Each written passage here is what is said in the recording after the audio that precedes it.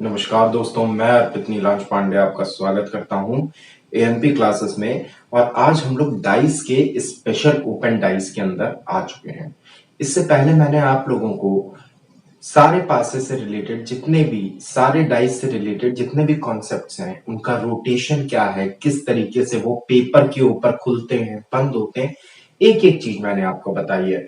तो अगर आपको लगता है कि आपको प्रीवियस वीडियोस को पहले चेक करना चाहिए तो आप जाके अभी चेक कर सकते हैं। अदरवाइज हम लोग आगे बढ़ते हैं। आगे बढ़ने से पहले मैं एक बात आप लोगों से कहना चाहूंगा कि एक टेलीग्राम ग्रुप का लिंक आप लोगों को डिस्क्रिप्शन में दिया है। आप लोग वहां से जाके टेलीग्राम ग्रुप में ज्वाइन हो सकते हैं, जहां पर कि आपको सारे अपडेट्स मिल जाते हैं, सारा रीजनिंग से रिलेटेड मटेरियल भी मिल जाता है।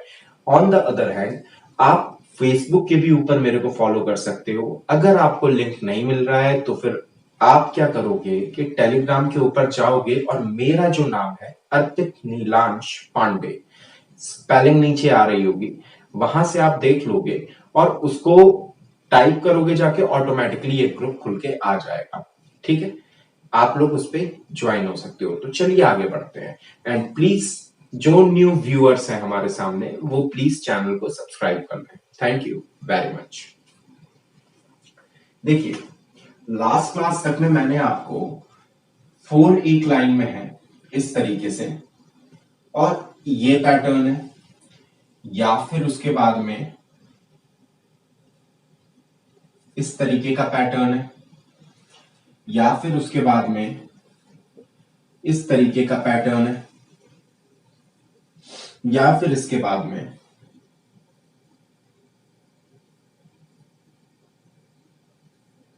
इस तरीके का पैटर्न है। ये सभी पैटर्न्स मैं बता चुका हूं। इन सभी पैटर्न में देखिए एक बात खास है। क्या खास है कि एक जो क्यूब होता है उसका शेप कुछ इस तरीके से मुझे नजर आता है। ठीक है, और यही डाइस है। इसी को ही आप क्यूब भी कहते हो, क्यूब कहो इसको या घन कहो। ठीक है, हिंदी वाले इसको घन कहते हैं। तो इसका शेप ये है। अब होता क्या है, इसमें एक फेस बिल्कुल आगे है और एक इसके बिल्कुल पीछे। अच्छा, एक फेस ऊपर है तो एक फेस नीचे, एक फेस दाएं है तो एक फेस बाएं।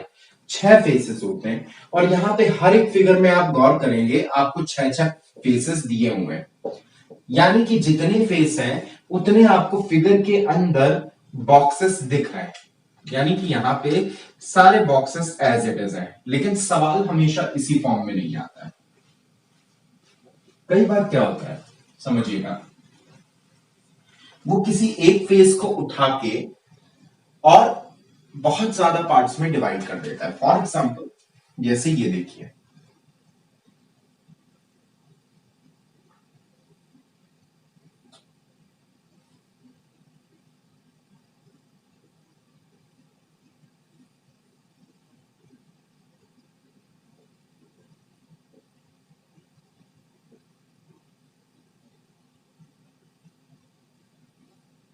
ये इस तरीके से। अब क्या है, आपको क्या करना है, एक कंप्लीट फेस को पकड़िए बिल्कुल कॉर्नर से। आपने 2 को पकड़ा तो 2 के अपोजिट आ गया 5।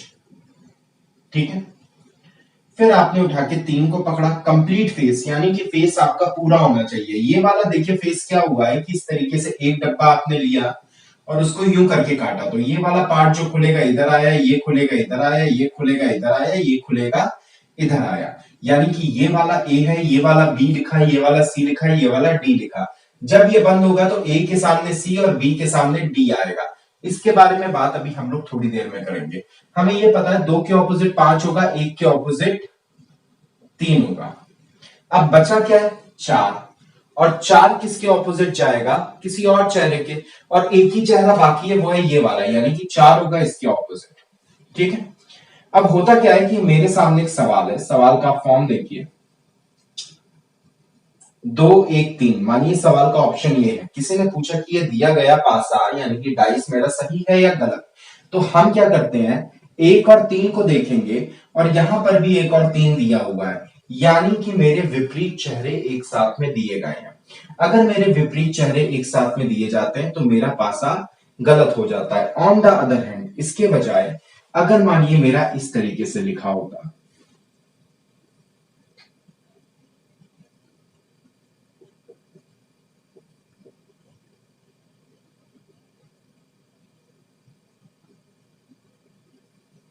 ये तो मैं कैसे देखता कि 1 और 3 में से तो देखिए 3 आ गया, और 2 और 5 में से 2 आ गया, और ABCD को मिला के और 4 में से कोई एक आ गया, तो तीनों से एक एक आ गया, तो ये वाला डाइस मेरा सही डाइस मान लिया जाता।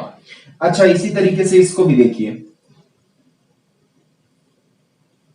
अगर मैं इधर लिख देता 2 3 4, ठीक है, 2 3 4 अगर मैं लिख देता, तो इसको आप जरा सा समझिएगा कि इन दोनों में से 2 आ गया, इन दोनों में से 3 आ गया, और इन दोनों में से 4 आ गया। यानी कि मुझे एक बात पता है कि ये जो पेयर, ये जो बन रहा है मेरे, इन पेयरों में से मेरा एक एक हमेशा आना जरूरी है। लेकिन अब जरा आप इस वाले ऑप्शन को आप देख रहे हो और आपको पता है कि एक एक आना जरूरी है। मैंने एक छोटा सा एक बस यहां पे चेंज किया। मैंने क्या किया,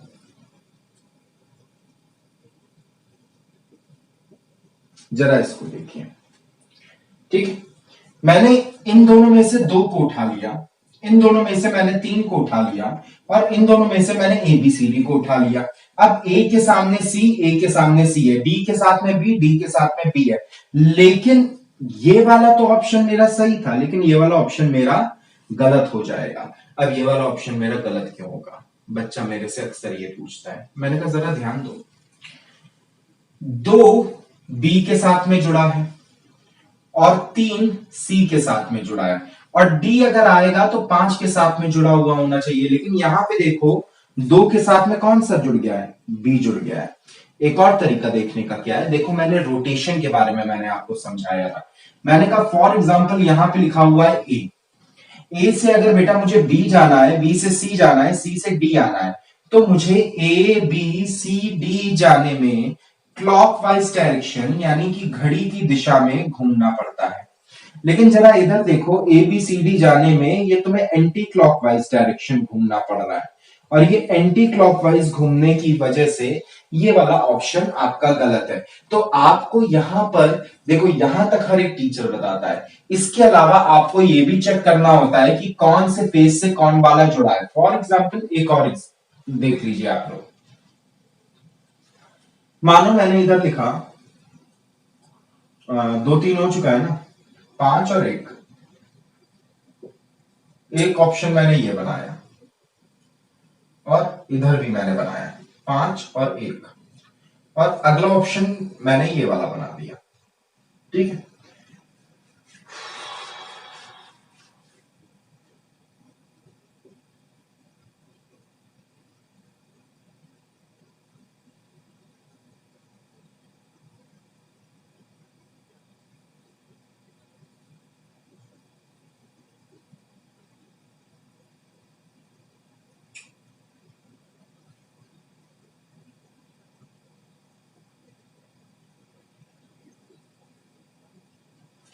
ठीक, ये 2 ऑप्शन है।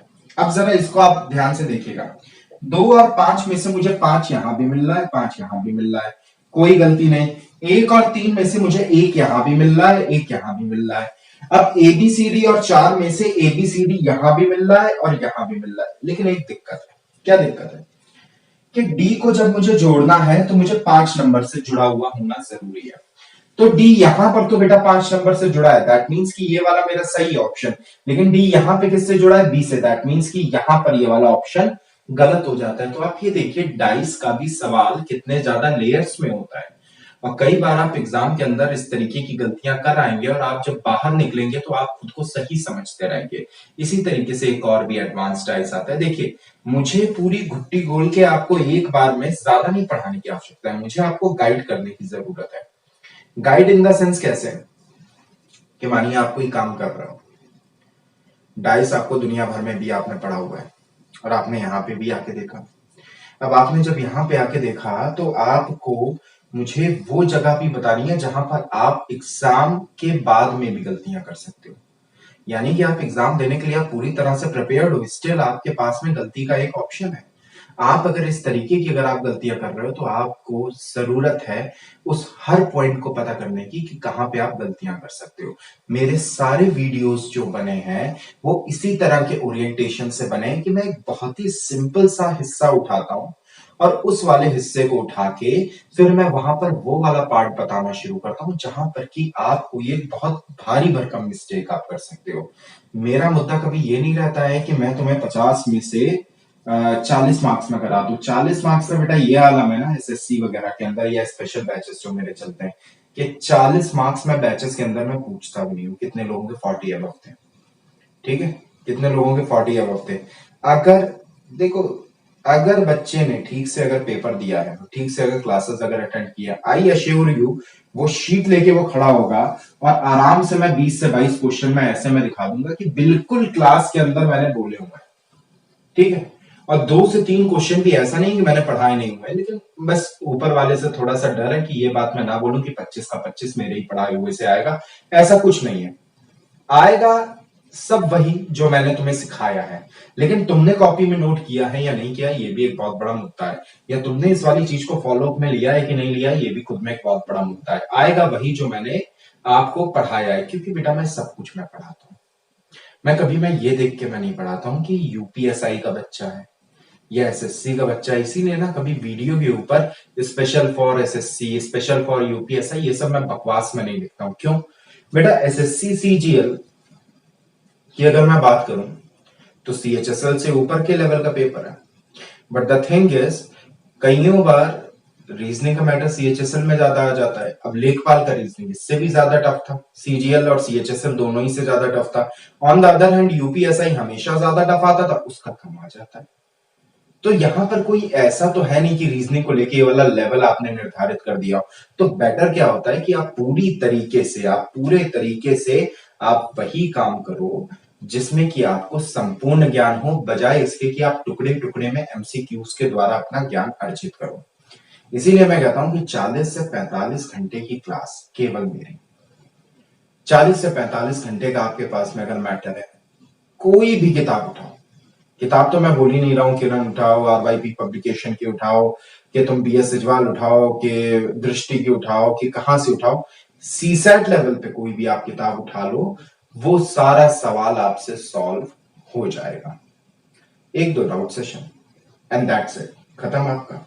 ठीक है, कई बार क्या होता है कि कोर्स को पूरा करना इज अ डिफरेंट थिंग और आपका प्रैक्टिस करना इज अ डिफरेंट थिंग। दोनों चीजें जब मिला दोगे ना, हमेशा हमेशा नुकसान में रहोगे। ठीक है, एक और होता है देखो इसी तरीके से डाइस, मैंने यहां पे आपको बताया कि किस पॉइंट पे सेम सी चीजें, सोचो इनको कोई उठा के चेक करेगा, सही आंसर दोनों को बता देगा, बट द थिंग इज यहाँ पे रोटेशन में प्रॉब्लम है। ठीक है, तो ये सब चीजें बेटा चेक करनी पड़ती हैं एक तरफ से, ये नहीं कि आधा अधूरा ज्ञान। मैंने क्या बोला, संपूर्ण ज्ञान। अब देखो एक और भी बेटे डाइस आता है। अब वो वाला डाइस कैसा होता है, देखो वो डाइस कुछ इस तरह का है।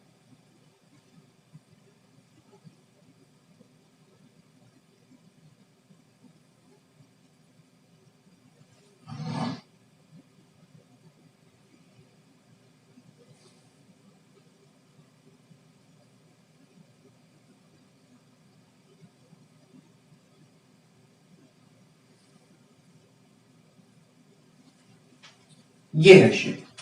अब इधर मैंने लिखा A B C D E 1 2 3 4। अब ये जो 1 2 3 4 वाला है ना, ये इस तरीके से एक डब्बा है जिसको ये 4 हिस्सों में काट दिया गया। ठीक है, जो इस वाले डिब्बे को इस तरफ उठाया और ये इस तरीके से खुल गया और इसकी नंबरिंग कर दी 2। इस वाले डिब्बे को इस तरफ उठा के रखा और ये इस तरीके से खुल गया, इसकी नंबरिंग कर दी गई 3। इस वाले डिब्बे को इस तरफ उठा के खोला और इसकी नंबरिंग कर दी गई इधर में 4। और इस वाले डिब्बे को इस तरफ उठा के खोला और इसकी नंबरिंग इधर से कर दी गई 5। ठीक है, तो ये सॉरी 5 मैंने लिख दिया है, 1 होगा। ठीक है, इसकी नंबरिंग कर दी गई 1। तो है क्या कि ये चारों चेहरों को जब तुम बंद करोगे तो यहां पे 1, यहां पे 2, यहां पे 3 और यहां पे 4 दिख जाएगा। अब मैंने आपको बताया था कि ऑपोजिट लिखने के लिए पहले कंप्लीट यानी कि पूर्ण चेहरे पे आ जाओ, ये है, और इसको एक छोड़ एक आगे बढ़ जाओ, यानी कि डी के ऑपोजिट तुम्हारा हो जाएगा ई। इसी तरीके से ए वाले पे आ जाओ, ए के ऑपोजिट आपका हो जाएगा सी। अब बेटा ए भी हो गया, सी भी हो गया, डी भी हो गया, ई भी हो गया, 1 2 3 4 को भी मिला के हो गया, बचा कौन? बी। अब मैंने बी को यहां पे रखी, क्यों लिखा है? तो जो लोग, मैं इसीलिए मैं कॉन्टिन्यूअसली मैं बोल रहा हूं कि जो लोग आज फर्स्ट टाइमर्स हो वो लोग पहले जाके प्रीवियस वीडियोस को चेक कर लो, क्योंकि नो डाउट लेवल थोड़ा सा नॉर्मली जो तुम जो इधर उधर पढ़ा करते हो ये उससे थोड़ा सा बेटर लेवल है। ठीक है, आपको भी बेनिफिट मिलेगा इस वाली चीज का। बेटर होगा पहली क्लास से देख लो, it will take nearly about an hour. लेकिन 1 घंटे के बाद में आपको कभी भी जिंदगी में कोई भी डाइस को लेकर शिकायत नहीं होगी। 1 घंटे का केवल काम है, आपको नियरली 1 घंटा लगेगा सारे डाइस के वीडियोस को देख लेने में। ठीक है, और ज्यादा तेज अगर सुन पाते हो, तुम्हें लग रहा है कि मैं अगर स्लोली अगर मैं बोल रहा हूं, तो यूट्यूब पे जाओ, सेटिंग्स पे जाओ, स्पीड को थोड़ा सा इंक्रीज कर दो, बस दैट्स इट। अब देखो होता क्या है यहाँ पे, मैंने आपके सामने 4 ऑप्शन बनाए। पहले तो 4 में बिल्कुल बेसिक लेवल के ऑप्शन बना देता हूं कि आखिरकार आपसे पूछेगा वो कैसा। और फिर मैं 2 ऑप्शन मैं ऐसे बनाऊंगा जिसमें कि आपको बच्चे कंफ्यूजन हो सकता है।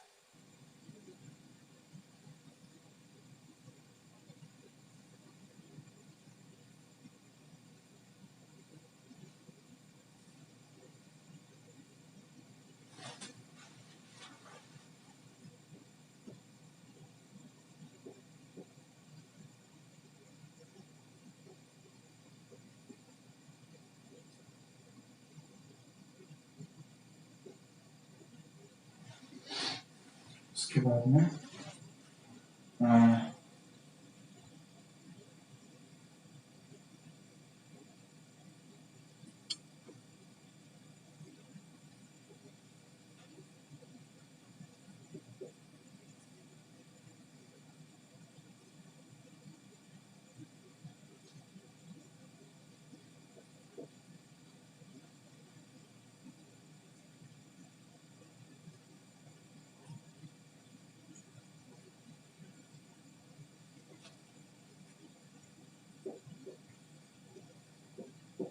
ये 4 ऑप्शन मैंने कोशिश की है कि मैं आपको मैं समझा सकूं। ठीक है, अब बेटा यहाँ पे डी लिखाओ, ई लिखाओ, कोई खास फर्क नहीं पड़ने जा रहा है, लेकिन सारे ऑप्शंस को मैंने एक जैसा मैंने रखा है। देखो पहली बात है, ए और सी एक साथ में नहीं होने चाहिए, डी और ई एक साथ में नहीं होने चाहिए, और ये वाला और बी एक साथ में नहीं होने चाहिए। तो यहाँ पे जरा सा ध्यान दीजिए कि ए और सी एक साथ में आ गया है, तो ये वाला ऑप्शन मेरा गलत हो गया। अब है क्या, यहाँ पे ए और डी में से ए आ गया, डी और ई में से डी आ गया, और 1 2 3 4 और बी में से 1 2 3 4 आ गया। तो लगता है ये वाला सही ऑप्शन है। जरा इधर देखो, सेम ही तो है ये दोनों, ऊपर वाला और नीचे वाला। भाई देखो ए और सी में से ए आ गया, डी और ई में से डी आ गया, और 1 2 3 4 यहां भी आ गया।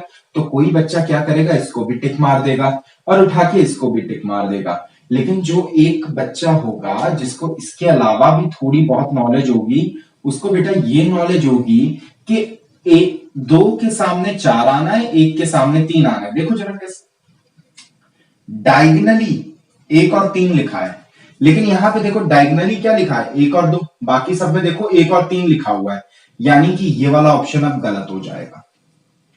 बात समझ में आ गई होगी।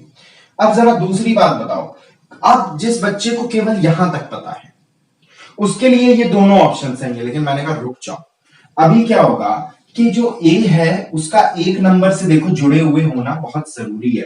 लेकिन यहां पे देखो एक ए जो है वो कहीं भी देखो 1 नंबर से जुड़ा हुआ नहीं है, और ए का 1 नंबर से ना जुड़ा होना बहुत बड़ी दिक्कत है। तो अब ये वाला ऑप्शन भी गलत हो जाएगा। अब देखो यहाँ पे ए 1 नंबर से जुड़ा है, और जो डी है हमारा वो 2 नंबर से जुड़ा हुआ है। देखो यहां से ये देखो 2 नंबर से जुड़ गया, तो ये अब मेरा कंप्लीट आंसर है। ब्यूटीफुल कॉन्सेप्ट, बहुत बढ़िया कॉन्सेप्ट है, कंप्लीट आंसर है, आपके लिए बहुत यूजफुल है ये वाला मेथड। तो कई बार क्या होता है कि हम लोगों को लग रहा होता है केवल की चीजें, आप देखिए आप और भी चीजों पे आप इसको आप अप्लाई कर लीजिए। कुछ बच्चे जैसे कि कह रहे हैं कि ए और डी, अगर सर ए और डी ना ले, मैंने कहा ई और सी ले लो।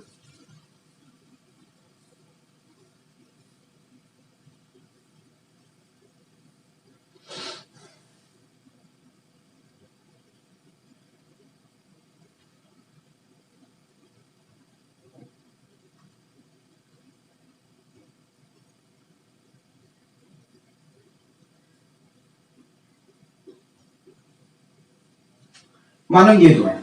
अब बच्चा क्या कहेगा, डी और ई में से ई आ गया, ए और सी में से सी आ गया, तो ये भी यहां पे यहां पर भी मैच हो गया, यहां पर भी मैच हो गया।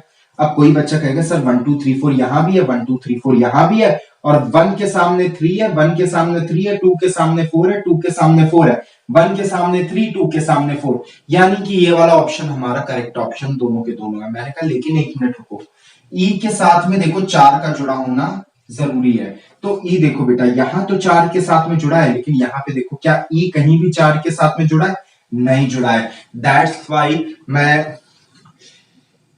वाई मैं अक्सर मैं कहा करता हूं कि जो किताबों में जो क्वेश्चंस जो लिखे हैं, अगर केवल वही अगर उठा के सॉल्व करने होते और वही मुझे यहाँ पे उठा के मुझे पेस्ट करने होते, तो यूज क्या है एक टीचर का?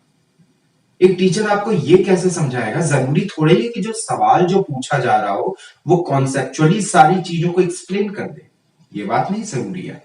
यहां पर अब टीचर का रोल आता है कि वो किसी भी क्वेश्चन को उठा के उसके ऑप्शंस को मॉडिफाई करके आपको दिखा सकता है, ठीक है। और वो जो मॉडिफिकेशन होता है वो आपके लिए बहुत सही रहता है, बहुत नेसेसरी भी रहता है। आई थिंक आपको मेरी बात समझ में आ रही होगी। आई होप आपको ये वाला पूरा का पूरा सेक्शन समझ में आया होगा, और इसी के साथ में डाइस की पूरी सीरीज मेरी खत्म हो जाती है, ठीक है। आप कोई भी किताब उठा सकते हैं, आप कोई भी क्वेश्चन पेपर उठा सकते हैं, डाइस के जितने भी प्रीवियस ईयर के क्वेश्चन है आप लगा के देख सकते हैं। कोई भी क्वेश्चन ना लगे, टेलीग्राम ग्रुप में आके आप अपना डाउट पोस्ट कर सकते हैं, ठीक है। आज के लिए इतना ही। Thank you very much. I hope आप एंजॉय कर रहे होंगे। Do subscribe this channel, subscribe कर लीजिएगा इस वाले चैनल को, और अच्छे अच्छे कमेंट कीजिए। जो भी आपको दिक्कतें आ रही हैं वो आप लोग कमेंट सेक्शन में बताइए। Thank you.